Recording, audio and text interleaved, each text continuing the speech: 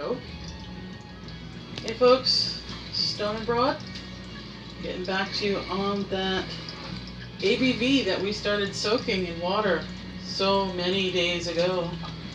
As you can see, if you look up at the water in the jar, it's pretty clear now. Not a lot of amber coming through. So we should be done. First thing we're going to do is open it up, and it ain't going to smell nice. If you've been changing the water, like I said you should, you will know already that this is going to smell nice. I'm just pulling it out of there, squeezing the water out of it. Ooh.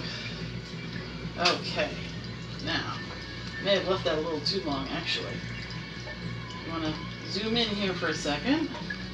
I'm going to show you what that looks like in the stocking. It literally looks like poo, boys and girls. Look, you've transformed your Vaporizer Poo into poo. Isn't that magic? That's the magic of science, boys and girls. So what are we going to do with this poo to turn it into tastiness? That is where my little friend here, the Crock-Pot Little Dipper, comes in to handy. These come with larger crock-pot sets. As you see, the lid is plastic, unlike the normal crock-pot glass. It does, however, warm to just the right temperature for keeping your dips and small casseroles warm, but also for keeping your butter at a stable temperature for a long time.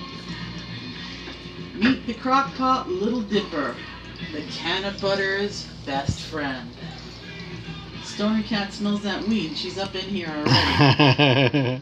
So how do we make cannabutter, boys and girls? That's simple. See, we've still got this in our little sock.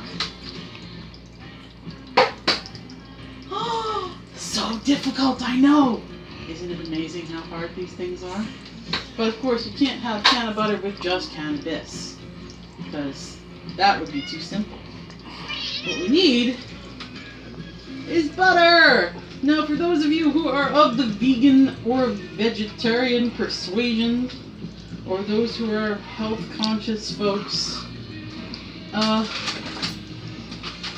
you may want to use coconut oil instead.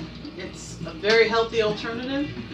I use this for baking, and frankly, I think the taste of the butter is necessary. So butter I shall use. And as you can see, it's just a big old brick supermarket grade butter, salted,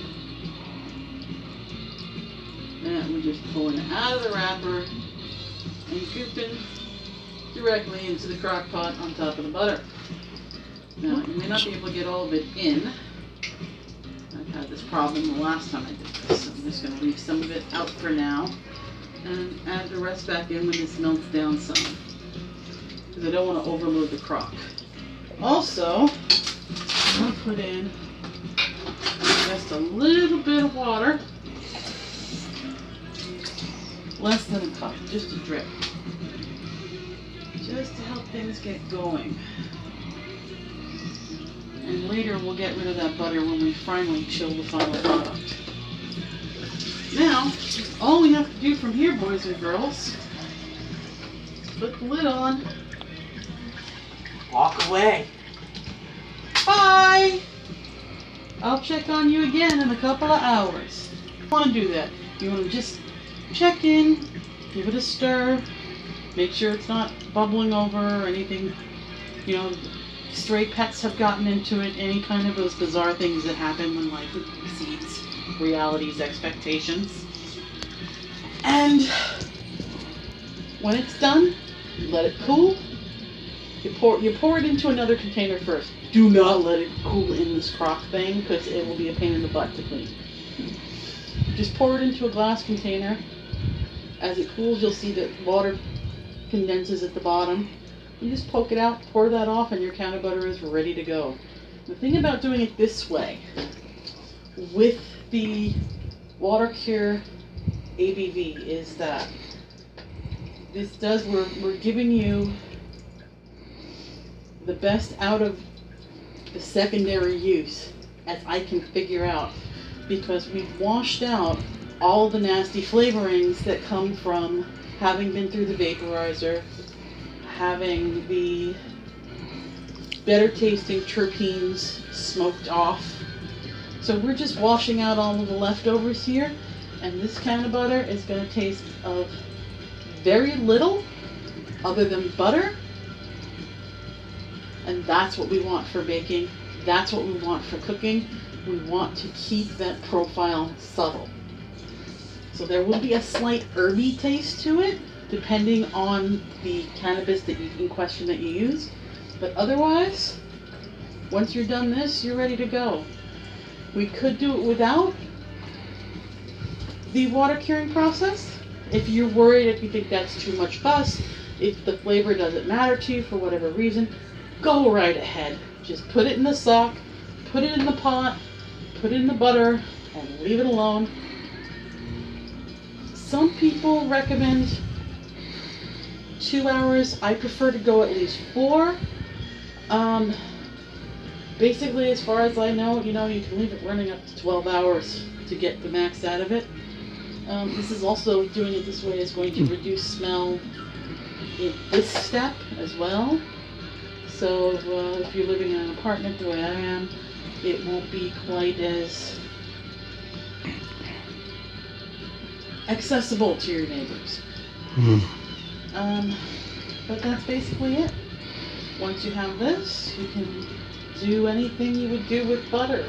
So it is a great way to consume your cannabis, particularly if you're working with cumulative long-term effects, like the anti-inflammatories, like a daily dose for cancer assistance, whether with direct destruction or just palliative care during chemotherapy support.